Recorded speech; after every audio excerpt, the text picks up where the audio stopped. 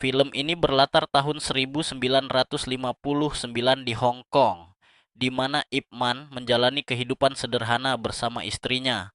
Ia tetap menjadi guru bela diri Wing Chun yang dihormati dan memiliki banyak murid. Ayah Cheung Pung, Cheung Tin Chi, adalah seorang praktisi Wing Chun berbakat yang bekerja sebagai buruh kasar dan petarung jalanan demi menghidupi putranya. Meski memiliki keterampilan tinggi dalam bela diri, Cheung Tin Chi hidup dalam keterbatasan ekonomi dan sering menerima tawaran bertarung demi uang.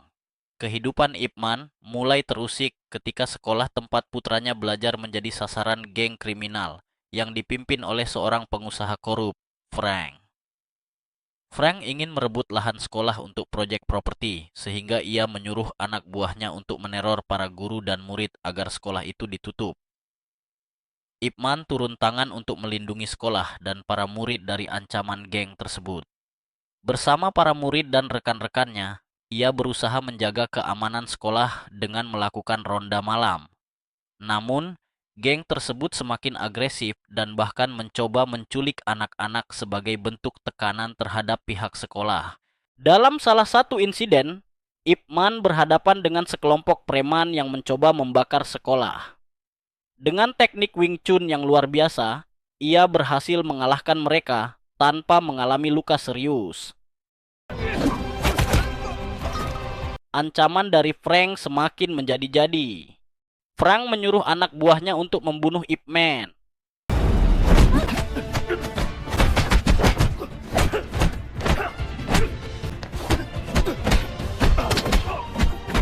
Akan tetapi Ip Man dengan mudah mengalahkannya. Frank, yang merupakan bos mafia sekaligus petinju kelas berat, tertarik untuk menguji kemampuan Ip Man setelah mendengar reputasinya sebagai ahli bela diri. Ia menantang Ip Man untuk bertarung dalam sebuah duel di kantornya. Dalam pertarungan ini, Frank menggunakan teknik tinju brutal dengan pukulan yang sangat kuat, sementara Ip Man mengandalkan kecepatan, kelincahan, serta teknik bertahan khas Wing Chun. Duel berlangsung sengit dan meski Ip Man terkena beberapa pukulan keras, ia tetap bertahan dan akhirnya berhasil menghindari kekalahan dengan teknik mengunci lawan. Frank yang terkesan dengan kemampuan Ip Man akhirnya menghentikan upayanya untuk mengambil alih sekolah. Namun, konflik utama dalam cerita ini masih belum selesai. Di sisi lain, Cheung Tin Chi yang merasa bahwa dirinya juga ahli dalam Wing Chun, mulai berambisi untuk menjadi Grandmaster sejati. Dengan dorongan ego dan rasa ingin diakui, Cheung Tin Chi mulai menantang berbagai master bela diri dan berhasil mengalahkan mereka. Ia juga membuka sekolah Wing Chun sendiri, mengklaim bahwa versinya lebih murni dibandingkan yang diajarkan oleh Ip Man. Konflik semakin memanas ketika Chung Tin Chi mengalahkan dan mempermalukan beberapa murid Ip Man di depan umum.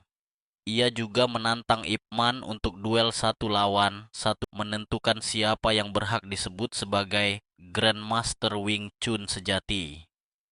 Namun, di tengah ketegangan ini, Ip Man menghadapi masalah pribadi yang lebih besar.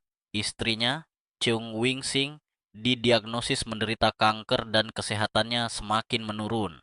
Setelah mengetahui kondisi istrinya, Ip Man menghadapi dilema besar. Ia sadar bahwa waktu bersama istrinya sangat terbatas, sementara di sisi lain, tantangan dari Chung Tin Chi tidak bisa dihindari. Alih-alih langsung menerima tantangan, Ip Man memilih untuk lebih banyak menghabiskan waktu dengan istrinya. Ia mulai menari bersamanya.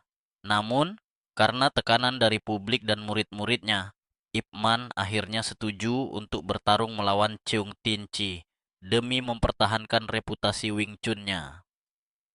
Ip Man pun mendatangi Cheung Tin Chi ditemani oleh istrinya. Duel pun dimulai. Chung Tin Chi menggunakan gaya Wing Chun yang agresif dengan pukulan cepat dan tendangan tajam. Namun, Ip Man tetap tenang dan bertahan dengan tekniknya yang lebih matang dan strategis.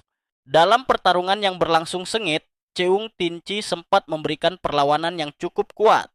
Namun, Ip Man akhirnya berhasil membalikkan keadaan dengan teknik superior dan membuktikan bahwa pendekatan Wing Chun yang ia ajarkan lebih unggul karena mengutamakan keseimbangan, kecepatan, dan kontrol diri.